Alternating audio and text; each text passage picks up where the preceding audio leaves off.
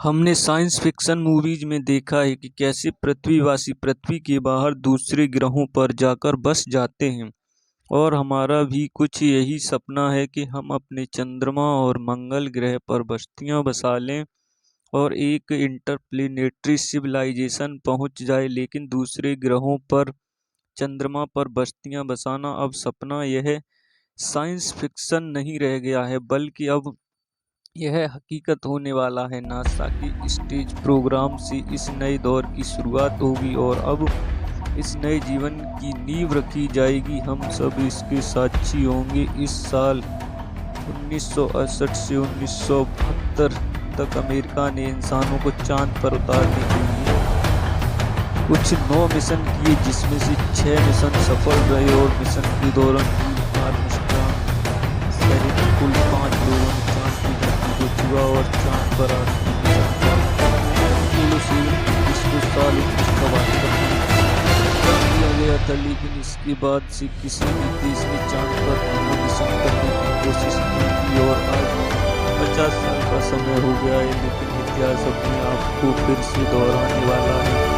चांद पर नए दौर की टेक्नोलॉजी के साथ नए नए दौर की चांद की धरती पर उतरना और चांद पर रिसर्च करने के लिए वहां पर साल 2018 आरटीएमएस बनाना और वैज्ञानिकों ने चांद पर आर्टिस्ट बेस बनाने के लिए चांद पर एक बहुत बड़ी सी कंक्रीट क्रिएटर को चुना गया, जो कि 12 मील चौड़ा और 2 मील गहरा है। सोच कर देखिए कि मानव निर्मित एक बहुत बड़ा लूनर बेस्ड इस गड्ढे के काले अंधेरे में होगा। लेकिन आखिर चांद पर रूलर भेज बनाने की क्यों जरूरत पड़ेगी और इसका आगे आने वाले स्पेस मिशन के लिए क्या इस्तेमाल होगा?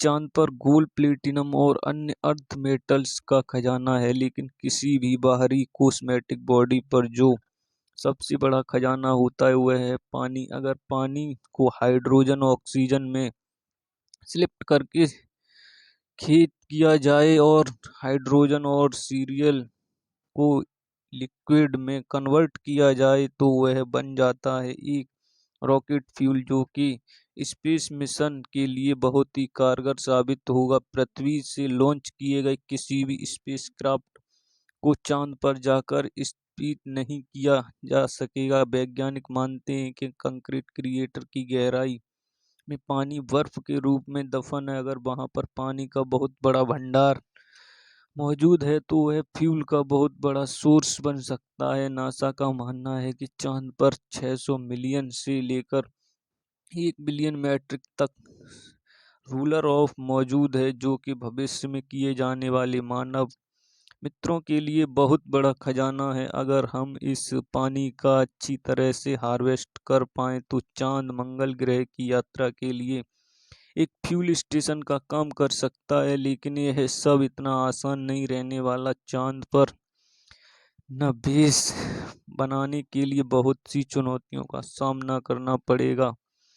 आरटीएमएस प्रोग्राम के 4 मेन कंपोनेंट्स हैं। पहला है इस पर लॉन्च सिस्टम रॉकेट यानी एसएलआर, जो कि अभी तक का सबसे पावरफुल रॉकेट होगा, जो इस पृष्ठ को पृष्ठ क्विक बाहर तक लॉन्च करेगा। दूसरा कॉम्प्लीट होगा स्पेसक्राफ्ट, जो कि इस नोटिस को जान सके। तीसरा कंपोनेंट होगा लाइनर गेटवे, एक तरफ का होता है स्पेस स्टेशन होगा, जो कि चांद के चारों ओर चक्कर लगा रहा होगा। और इस मिशन का चौथा कंपोनेंट होगा ह्यूमन लैंडिंग सिस्टम, जिसकी मदद से चांद की सतह पर उतरेंगे। और यह सारे ही सिस्टम एक साथ ऑपरेट होनी चाहिए। अब जानते हैं कि आइटम इस प्रोग्राम को अंजाम कैसे दिया जाएगा। स्टेज प्रोग्राम के पहले ही मिशन में एस्ट्रोरॉयड को चांद पर नहीं उतारा जा सकता, क्योंकि ऐसे मिशन में बहुत ज़्यादा रिस्क होता है। किसी भी मानव मिशन को अंजाम देने से पहले यह सुनिश्चित करना बहुत ज़रूरी होता है कि चांद पर भेजने और वहां वापस लौटने में जिस टेक्नोलॉजी का उपयोग हो रहा है वह टेक्नोलॉजी ठीक से काम कर भी रही है या नहीं। इसलिए वैज्ञानिक कॉन्वेंट मिशन करते हैं। जब उन्हें सफलता मिल जाती है तब जाकर इंसानों को भेजने का रिस्क लिया जाता है और उसमें उन्हें रॉकेट और टेक्नोलॉजी का इस्तेमाल किया जाता है। ऐसा ही वैज्ञानिकों ने चांद पर इंसानों को उतारने के लिए किया था। अपोलो 4, 5 और 6 इन तीनों इवेंट मिशन को सबसे पहले अंजाम दिया गया था, लेकिन उसमें चांद पर उतरने के लिए लैंडर मौजूद नहीं था। लेकिन वह चांद के ऑर्बिट में घूमकर फिर से वापस आ गई। वैज्ञानिकों ने यह सुनिश्चित कर लिया कि चांद पर उतरने में सक्षम है। तब जाकर अपोलो 11 लॉन्च किया गया और इंसानों को चांद की धरती पर पहली बार उतारा गया। ठीक उसी तरह से आरटीएमएस प्रोग्राम को अंजाम दिया गया था। आरटीएमएस के पहले फेज में 3 मिशन किए जाएंगे। स्पेस लॉन्च सिस्टम एड घोस्ट 2011 से ही डेवलप किया जा रहा है। जब नासा ने पहली बार आरटीएमएस प्रोग्राम को रन आउट किया था, यह रॉकेट इतना पावरफुल है कि यह 132 मंजिला इमारत को भी उछाल फेंक दे। जब यह चांद पर अच्छी तरह से लैंड हो जाएगा, तब चांद पर रिसर्च करता रहेगा और रिसर्च करने के बाद यह पृथ्वी पर वापस लौट आएगा और इसका प्रोग्राम यहीं खत्म नहीं होगा। आज की वीडियो में बस इतना ही दोस्तों। आप किस शहर से बैठकर वीडियो देख रहे हैं हमें कमेंट करके ज़रूर बताएं। हमारी वीडियो को लाइक करें और चैनल को सब्सक्राइब करें। धन्यवाद।